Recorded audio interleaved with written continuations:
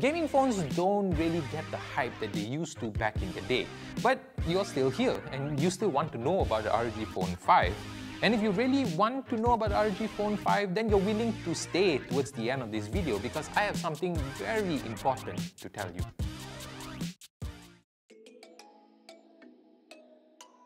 The biggest improvement is probably its design, and I think that this is the best alteration of any ROG phone I've seen.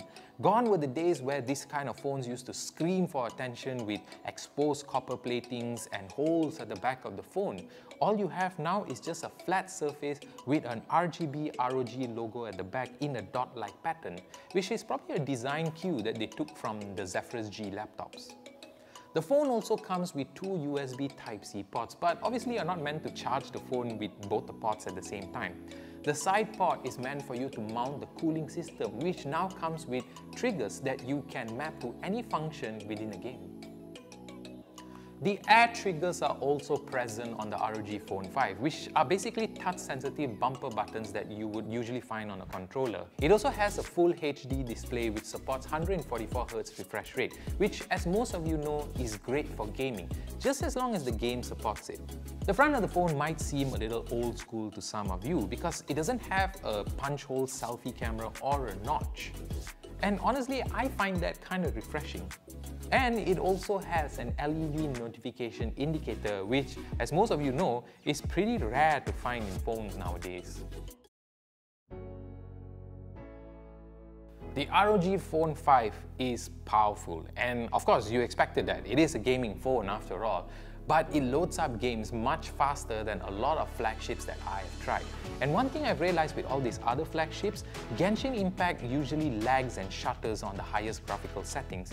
But when it comes to ROG Phone 5, there is some shutters that happen, but that only occurs when you change the graphic settings and are loading up the game for the first time.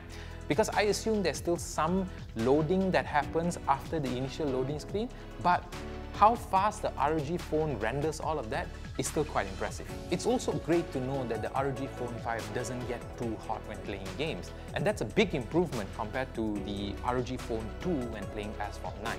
Whether that's because of the Snapdragon 888 processor or the internal cooling, I'm not too sure, but it does give you a peace of mind that you're not holding a piece of hot coal when playing games. The air triggers, as ASUS call it, is not much different from the previous phones. There are 10 levels of sensitivity, but I found going above level 2 is way too much. And for those of you who are mobile esports gamers, would appreciate that you could fine-tune the sensitivity between level 1 and 2. And I do hope that that's something ASUS would look into. Now, with all gaming phones, there is a dedicated app in the ROG Phone 5 that allows you to control the gaming aspects of this phone. The app will tell you the state of your phone, turn on gaming mode, control how much notifications will annoy you when you're gaming, and of course, control the RGB logo at the back of the phone. You can also squeeze the phone in one hand to activate gaming mode, which supposedly boosts the performance of the phone, but honestly, I didn't feel like it was any different. But it's still good to know that with gaming mode on, the thermals are still kept under control. Now, the one thing with gaming phones is obviously the camera, because you wouldn't want to buy a gaming phone to take pictures, you want a game. But the ROG Phone 5 does have a 64 megapixel wide-angle camera, which does take nice pictures, but there is some noise as well. And that's probably because of the sharpening software that's in this phone. This phone also has an 8x zoom feature, which is not very great because the phone tries to digitally enhance the picture. And it's not to say unusable, but it's something that I would try to avoid using. However, when it comes to night shots, the phone does do a pretty good job. And that's because the phone can understand the lighting around it and adjust the exposure for you to take a better picture. And at the same time, it does keep the noise down to a minimum. Powering all the components in the ROG Phone 5 is a 6000 mAh battery. And in case you didn't know, that's a pretty massive battery.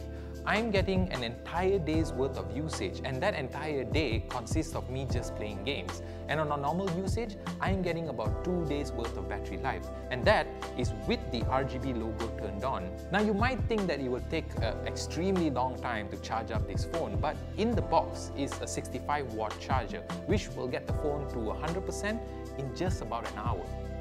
Alright, so now for those of you who have stayed throughout the entire video and have come to this point in the video, I have something very important to show you. This makes me sad.